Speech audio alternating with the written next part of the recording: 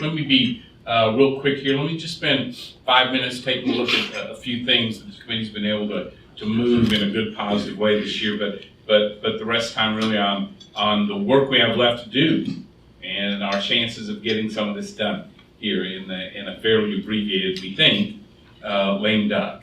And so yesterday we were making the pitch to say as a Ways and Means ranking member going forward, and our steering committee really wanted to sort of recall the progress we made, and how we build off it. So the tax reform was really satisfying, and obviously very encouraging about the early signs. But Jim's point is exactly right. The best is yet to come. This was designed for the long term. And as I travel the country, visiting with these businesses, we wanted to influence the location decisions, where companies put that investment, do the research, do the manufacturing, put that facility, locate their jobs. And there's no question things have changed in a major way, whether it's up in Boston, where I was with a medical company. They're working on their fourth medical breakthrough. Their CEO said, look, for us, everything's changed. So we're not going to do our research in London, we're going to do it here in the United States. Our patents, we're not keeping them in Ireland. We feel comfortable bringing them back. And if we can find the workers, key word, key phrase, we're going to do our manufacturing here in New England, not overseas.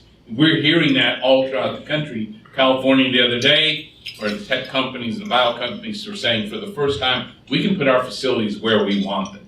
The old tax code told us where we couldn't put them. The new one tells us we can put them where they make sense, including here in the United States. So like Josh Bolton said, I really think the economic strength of the new redesign is really in the long term for the United States. And we're encouraged by all that. That's why we took on 2.0, to make sure that we never fall behind again, continue to modernize the code, look for ways to improve it. And the elements, aside from permanency, those elements, savings and innovation, there's continued interest in that, which is why they're in this new tax bill that we filed for the lame duck, because we built bipartisan support for a number of these elements. We knew with the new tax code that we need a new tax collector. And so the House passed, as you know, almost unanimously, the first structural reforms of the IRS in more than 20 years. Redesigns the agency into a taxpayer-first agency, reins in abuses of the IRS, creates a new independent appeals process, so you're not automatically considered guilty until proven innocent with the IRS, and really requires them to bring back a complete restructuring to Congress here over the next 2 years. We made that bipartisan with John Lewis from Georgia and Lynn Jenkins from Kansas.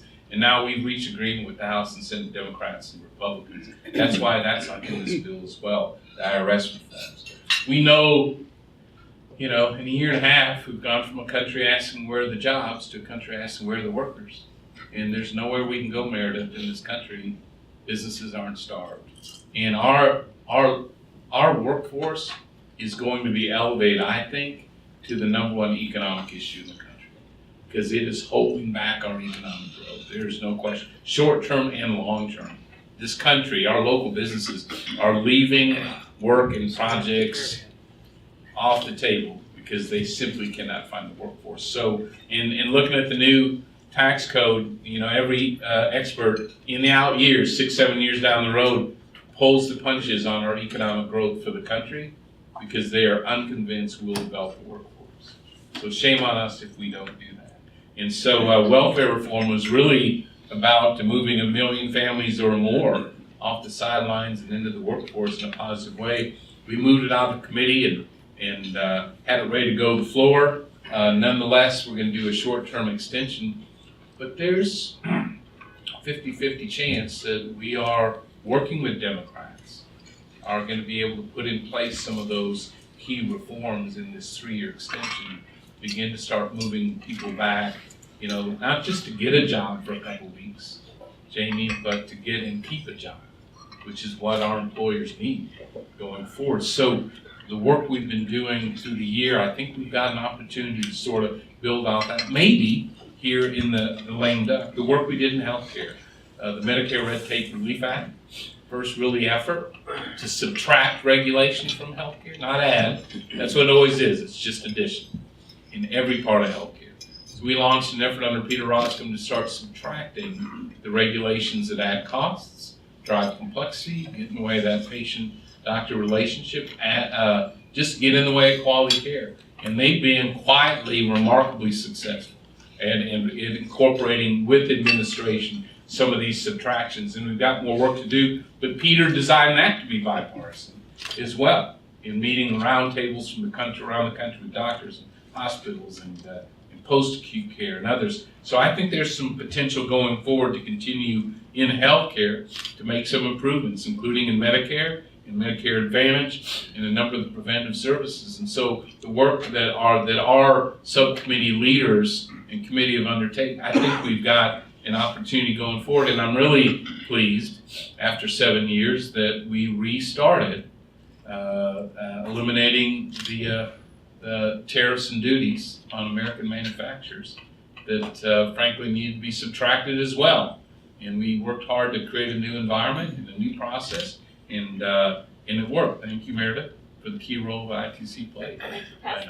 Yeah, no, it was really, really important. So, in this lame duck, the tax bill we filed pulls together some of the most bipartisan measures we've got, pairs them with some crucial disaster relief for Hurricanes Michael and Florence, for the wildfires in California, 17,000. Imagine that, 17,000 homes and businesses destroyed, 80 deaths or more. We got to move fast to start the tax relief, disaster relief for them. That's really critical. We included the IRS reforms. We worked through with the House and Senate Republicans and Democrats the savings and retirement provisions. We sort of blended the RISA bill and the Family Savings Act that Mike Kelly has over here. He's done a really good job of that. We added some new things. Didn't get everything we had in the House bill.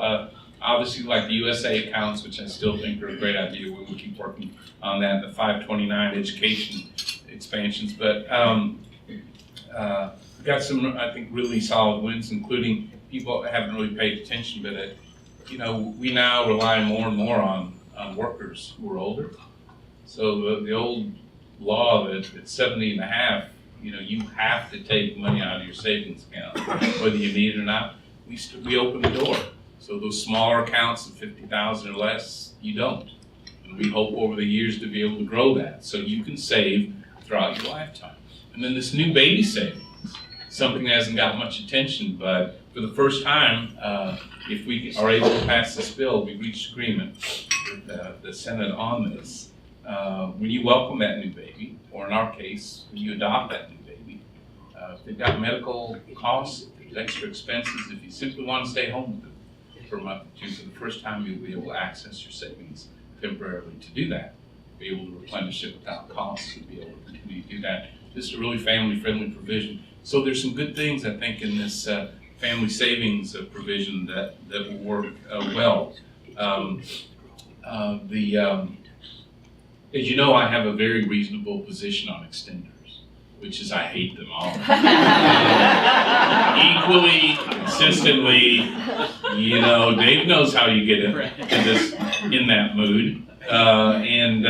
So we had a package of reforms ready to go. This turns out there's not an appetite with the short time in the transition, so that's the case. So we had done some good work with short line railroads, biodiesel industry over the past year. Our new tax code really supersedes a lot of those extenders, to be honest. Others, I think, have way outlived their usefulness. Others, I think, need to be made permanent. And so, with short line railroads, agreed to reduce the credit by 40% in return for permanence is the model we want to use going forward. The biodiesel phase out, 3-year phase out, we think is pretty critical as well. And so brick by brick, we're trying to eliminate some of those unnecessary temporary provisions. The new tax code, to be able to stuff 10 pounds of tax cuts into a 5-pound bag.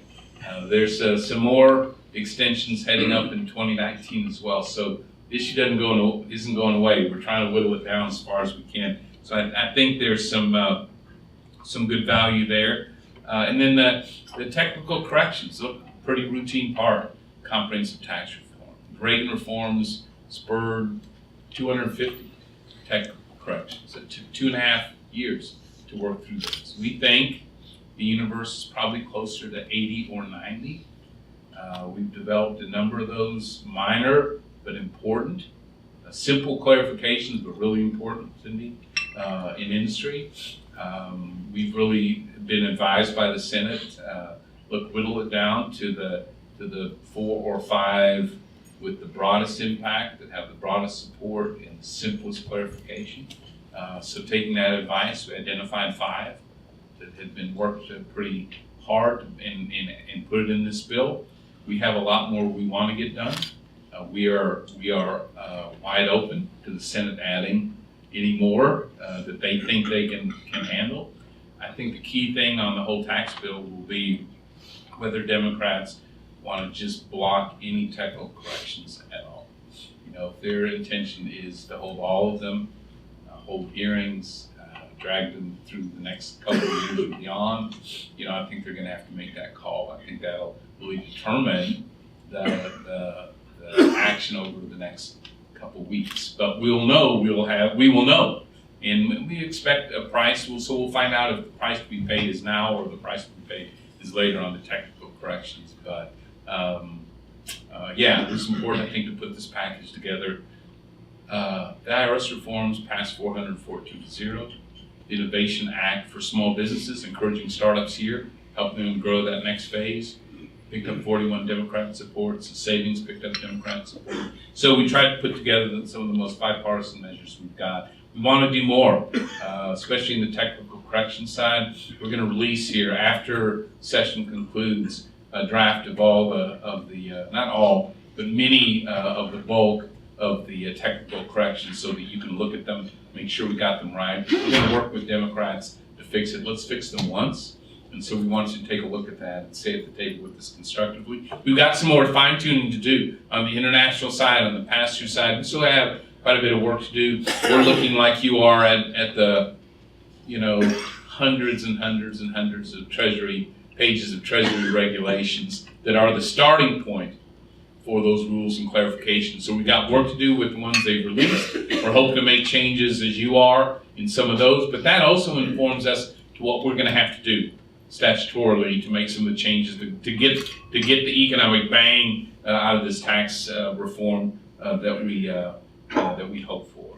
And so we got some work to do on trade, working with the administration right now to wrap up the text and get ready for what we hope will be a signing on the U.S.-Canada-Mexico agreement later this week.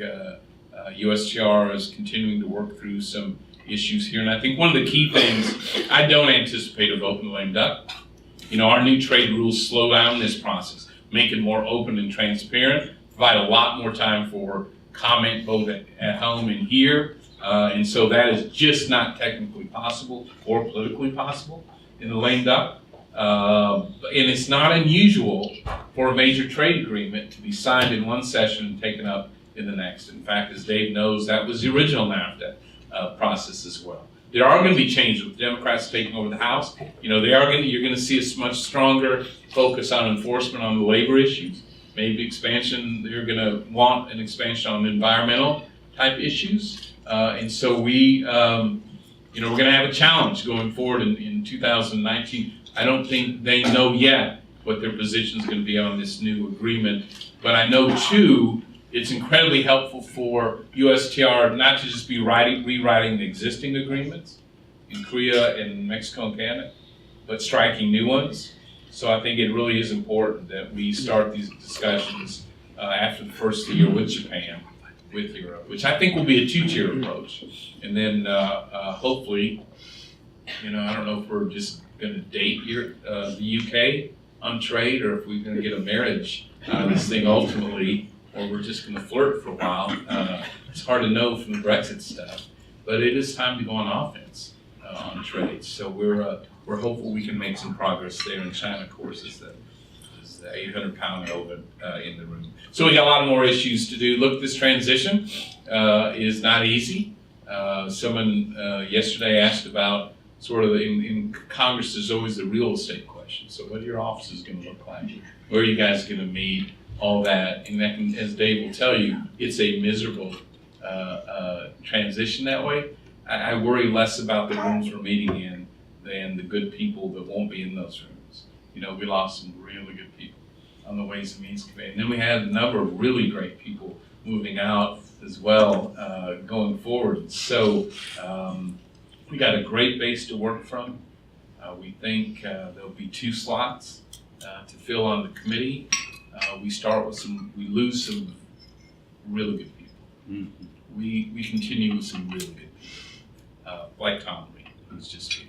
So we got, tell you what, we're building as a committee off, you know, a couple sessions, really 3 now with Dave and others of really good success on the committee. We build off that success. We've got a new role to play going forward. I think there are some areas for bipartisan achievement here. Richie Neal is a very good man, and his word is good. So we're going to take this new challenge on and see what we can to get done in healthcare and trade and tax and some of those things that really matter going forward. So with that, let's stop and, as usual, take some easy questions. I'm always open to those. Very good, sir. Thank you.